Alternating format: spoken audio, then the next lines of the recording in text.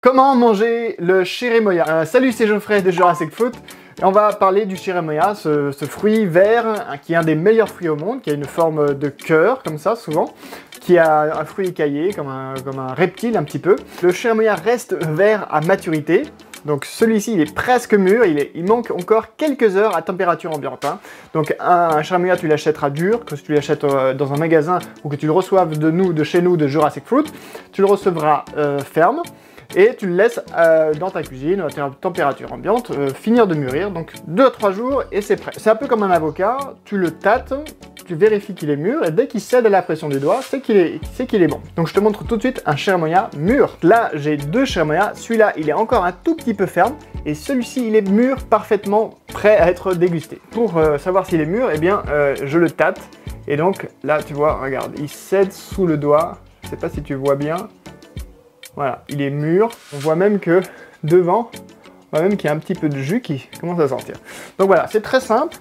Ce chérimoya, il est mûr, il est prêt à être mangé. Donc, hop, il est très fragile une fois à maturité. On peut l'ouvrir comme ça, hop. Voilà, simplement comme ça, avec les mains. Il n'y a même pas besoin d'outils. Voilà, un parfum très fleuri, très fruité. Une chair blanche et une peau verte. Voilà. Donc tu vois, il y a plein de... En fait, c'est chaque compartiment qu'on voit à l'extérieur, hein, chaque écaille, en fait, c'est une petite gousse de chair avec un noyau noir à l'intérieur. Donc ça se mange à la petite cuillère, comme un yaourt. On a une partie, là, qui est le centre, toc, qui s'enlève. Voilà, pour manger le chérimoya, ben c'est simple. Hein. On met la cuillère à l'intérieur.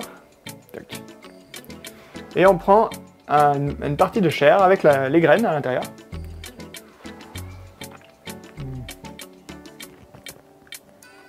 Alors je vais te montrer les noyaux maintenant. Les petites graines noires. Alors outre son goût, sa saveur qui est vraiment géniale, quoi. Ses intérêts, c'est que c'est un fruit très nutritif, plein de vitamines, plein de minéraux et un principe actif aussi très étudié, qui est le même qui est dans le corosol, donc qui est recherché pour ses propriétés potentiellement anti-cancer. Donc voilà, c'est utilisé dans la médecine mexicaine, dans différents pays. C'est un fruit qui est cultivé en Espagne, dans le sud de l'Espagne, donc il vient d'Europe directement. Pourtant c'est un fruit exotique. Il est très bon. Et dernier point, la culture du chérimoya ne requiert pas de produits chimiques. Donc la chimie qui est utilisée par les producteurs qui cultivent en chimique, en conventionnel, c'est uniquement de l'herbicide sur les sols, mais ils mettent rien en général sur les arbres. Nous, on les a en bio, donc les fermes sont toutes vertes avec des herbes qui poussent de partout. Il n'y a aucun herbicide qui est utilisé, ni aucun pesticide, rien du tout. Donc voilà. Si ça t'intéresse toi aussi de recevoir des bons chérimoya, donc l'un des meilleurs fruits du monde à la maison, eh ben commande sur la boutique de Jurassic Fruit.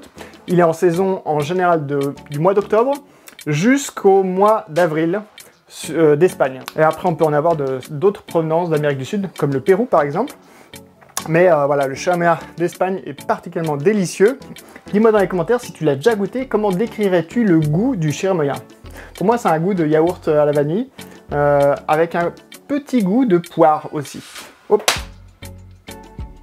À bientôt et bon appétit!